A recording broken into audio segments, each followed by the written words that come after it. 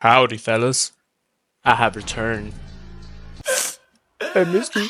Whoa. Okay, hold on. What do you mean I spent the past 2 weeks wasting or rotting my valuable time, my valuable, precious, fragile time on a game where you have to simply survive and fight monsters while needing to defeat some weird dragon in a different dimension?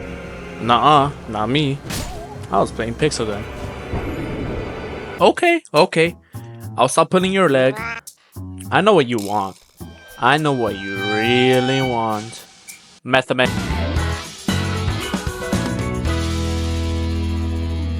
Alright, before I start, I know what you're thinking. Hey, dude, didn't you say you were gonna review regional at best? Oh, yeah. Okay, first of all,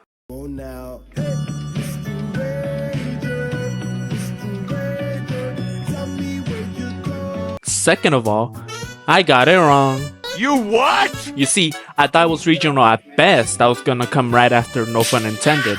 But in fact, it's actually self-titled. That is their second album. Regional at best is just their third. That's how obscure their past is. In 2009, 2 years after No Fun Intended released to an audience of, I don't know, 12 people, Tyler and his two bandmates, Nick Thomas, who helped a bit in No Fun Intended, and Chris Sally, a new member who worked in Guitar Center, ended up meeting the man himself, Josh Dunn, through Chris Sally because Josh and Sally were co-workers.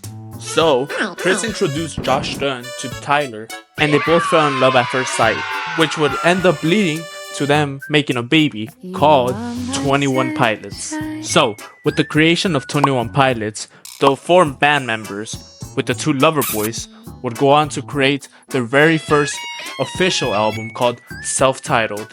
A little note here, some places they call it 21 Pilots, but then there are some places that calls it like Self-Titled. I don't know. I just call it Self-Titled. But you're probably wondering, 4 members? I thought you said there was only 2. Yeah, because of the 2 third wheels. No, wait. Hold on. Because of the 2 fourth wheels who ended up leaving the band in 2011. And now, because of that, their fate is sealed as just former ex-band members, leaving the band to become duos. So, the reason for them leaving is because they wanted to focus on life and school, which it makes sense. It's for the best, not only for them, but also for the band. Imagine having 4 members and 21 Pilots. That would be so overwhelming. And don't even get me started on having 7 members. Yeah, I can't imagine that. So, now that we know the brief upcoming of Self-Entitled, then let's take a look on how many tracks this album has. This album has 14 tracks in total, 4 tracks shorter than No Fun Intended, if you want to add the remaster songs. Without the remaster songs, it's 16 tracks in total, just 2 songs less. And yeah, you get the point. Now you should know how the rating works if you watched my previous video. What? You didn't? Alright. Here, let me explain it, but in caveman tone to make it much faster. 14 songs album. 1 bad song equals 13. 13 out of 14 songs equals 90%. 90% equals A. Got it. Oh, and quick note. In my last video, I used the ratings of Smash and Pass, but for this video, I'm gonna change it because Smash and Pass could quite literally mean the same thing. With Pass being a song that passed the test, and Smash. How good is that shit? How good is that? Yeah, so I'm going to be changing it to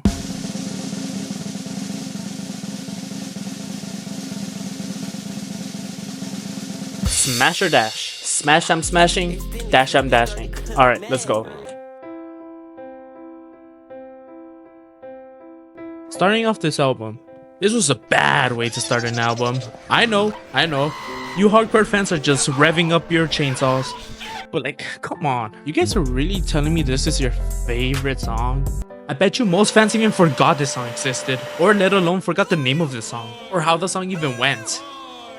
You couldn't even hum this shit out without listening to a clip of it. In the end, it's just painfully decent. One where you can do a little Fortnite dance and then move on with your life. A major component to this is that it's just too damn slow. Like, I legit don't care if you're settling us up for this album. It just sounds like you're setting me up to bed. You ain't made that. Oh. I mean, I'm open for suggestion. The beginning piano? It's alright. He's just pressing keys. Nothing much to offer, other than the world's slowest build-up.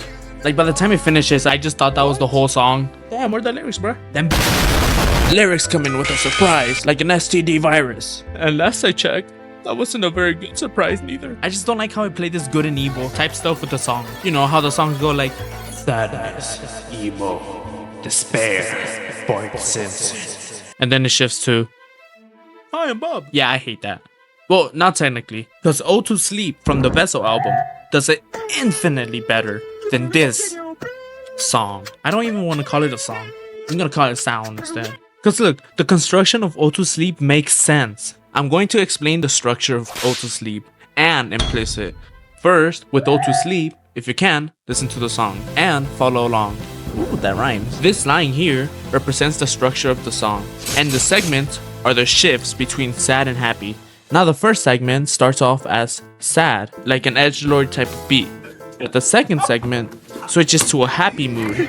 Then the third segment goes back to an edgelord mood. And finally, the fourth segment comes back around to a happy ending. It's perfect. You can see the yin and yang there. But if we look into the structure of Implicit, after the slow ass build up, it starts off as edgy, moody, but then it switches to a spiritual tone, like an ambient, angelic tone.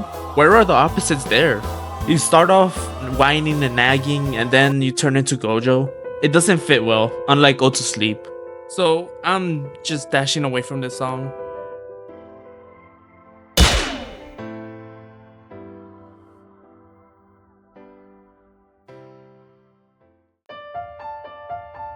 I don't wanna fall away. I don't wanna fall away. I'll keep the lights on in this place, 'cause I don't wanna fall away. What's there more to say, bro? Someone just make this video about this one specific song, and that'll be it. Oh wait, that's right, I'm that someone. So make sure to like and subscribe, everyone, and stay tuned for my next video, which I'm going to be talking about the same song but in a slightly different tone and nothing else. Alright, but in reality, I can't praise this song enough. It just sounds like the 21 Pilots. This song is just way beyond its time, which is why I still listen to it to this day. The intense underground beats, to the gloomy tone of the song. I'm telling you, if you paid attention to the lyrics, you just know that boy did well in his literature writing class.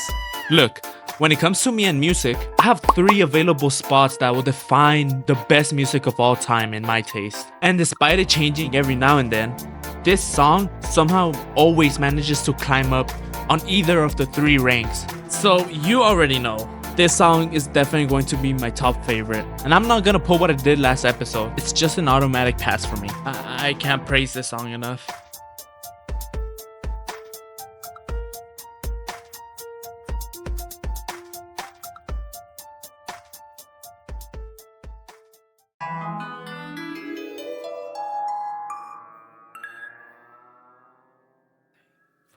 Alright, I might catch a lot of flack for this.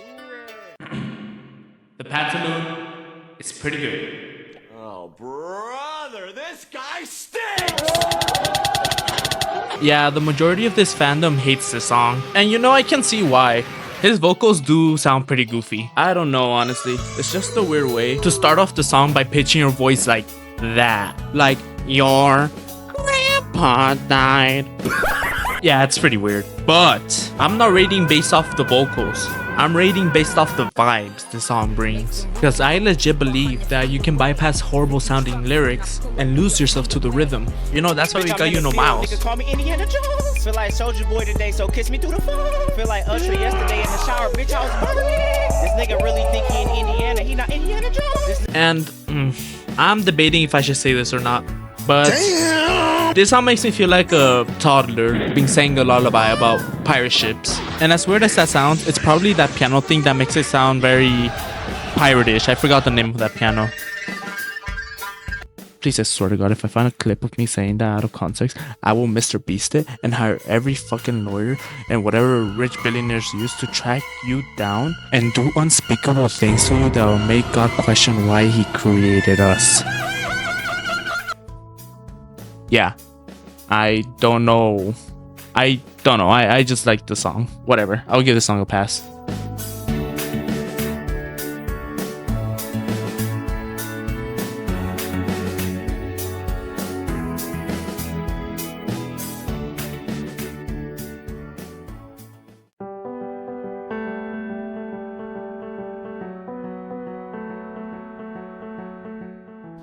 Okay, look. There's a huge problem in this album, and it's the constant slow build-up of songs. How incredibly disappointing. And look, I'd say I'm a very patient guy. I can handle slow songs, or like the slow build-ups. But when it's every single song in the album, then you might as well kiss me goodnight and sing me a lullaby. But I'll give it where credit is due. That boy Tyler does have a way with words. With this song, I just like to pay attention to the lyrics more than the music because it just feels so euphoric. And you guys already know how I roll. Just kick back next to a window in front of a rainy day, putting on my headphones, drinking my Starbucks pumpkin spice latte with a comfy knitted oversized sweater as I listen to the lyrics or poetry of this song while watching the rain droplets wipe down my window. Man, you guys have no idea how much I want to be a white girl. But aside from that, this song has nothing going for. I'd rather just read the song in a poetry book than just listening to it because it does not capture my attention. And I just avoided this song for the longest time up until now, only to realize that really what it has is just the lyrics. It's well made, but the music could use some help.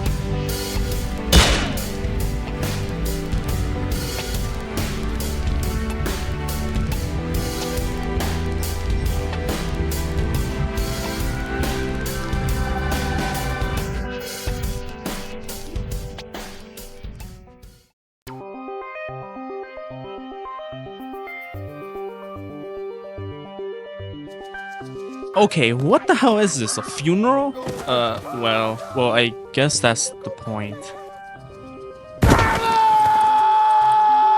Okay, so the basic synopsis of this song is basically Tyler asking his friend not to unleash his persona IRL. Hit the follow button, as they say. What the fuck? And it's slow.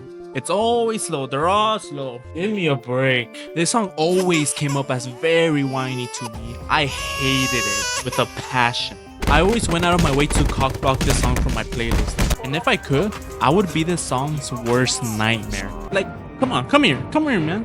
No, I just want to say something. Let me just say something. There's literally nothing else to be said. I'm just gonna dash away from this song.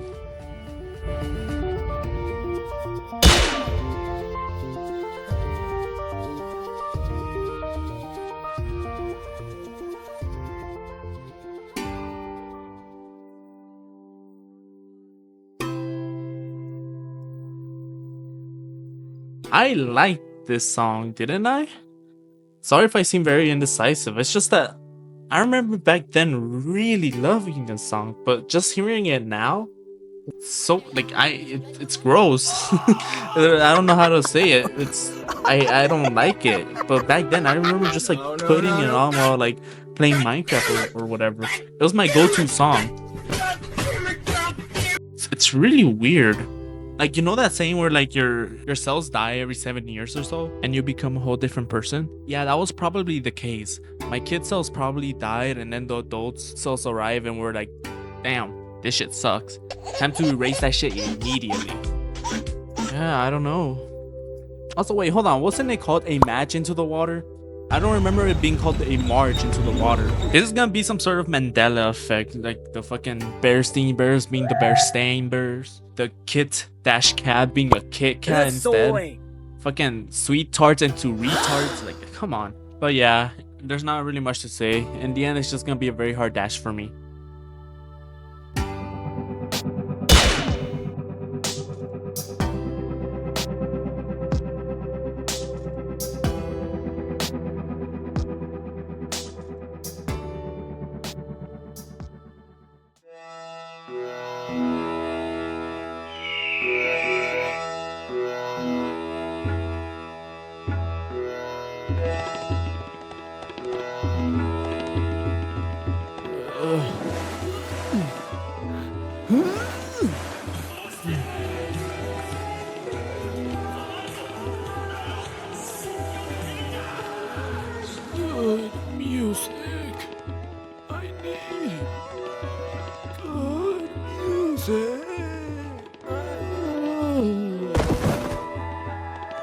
walked through miles and miles to find a good song in this album.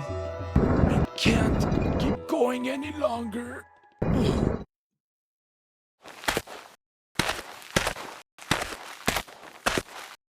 Get up.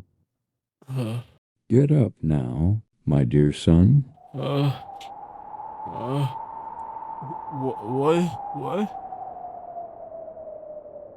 And sorry, little one.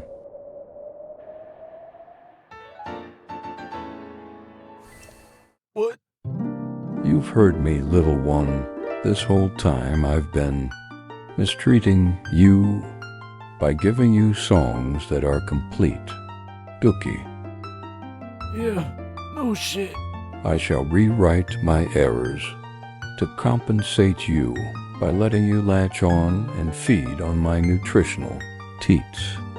Only then you will get what you wished for. And that's Good music. precisely. Come with me now, my son.